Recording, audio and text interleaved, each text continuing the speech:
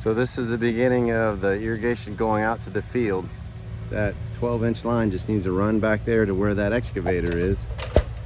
And then we should be pretty darn close to hooking everything all up. We are just waiting on one more little fitting that we ran short on.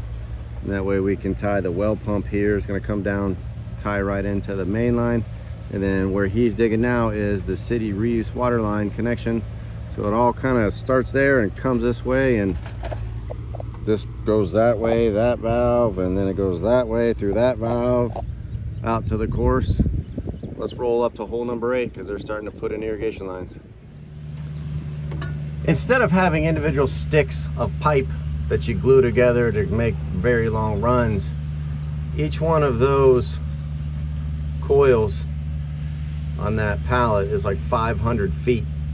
So there's 2,000 feet of pipe right there, all strung together already, seamless. And then the individual sprinkler heads have like a saddle, which basically just kind of clamps over the backside, and then they drill a hole into that pipe, and that's your service port. So you continue to have seamless water transmission, and then it just comes out the individual little holes that they drill to allow pipe, or to allow water to escape the pipe and come out the sprinkler head.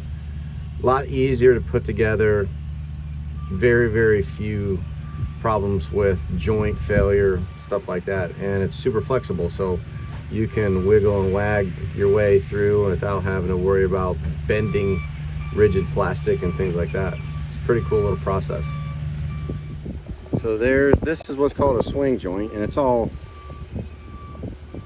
movable elbows and stuff, so you can easily attach the sprinkler head to it and then adjust the height up and down and around, left and right, up and down, to get it to the perfect position. And then there's your flexible 2-inch line that's already in, and you can see the gray saddle.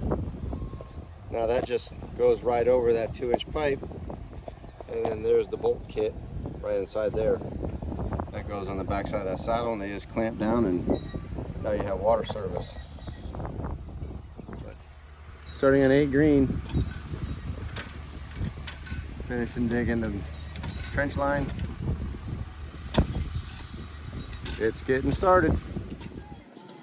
And there's your finished product.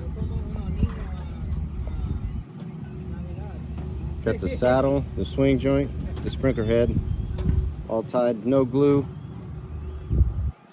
Pretty simple. This green wire is what carries the signal. Inside each sprinkler head is an address card.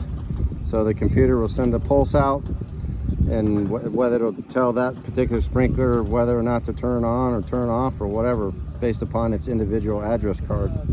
That's how we control each individual sprinkler separately from any other.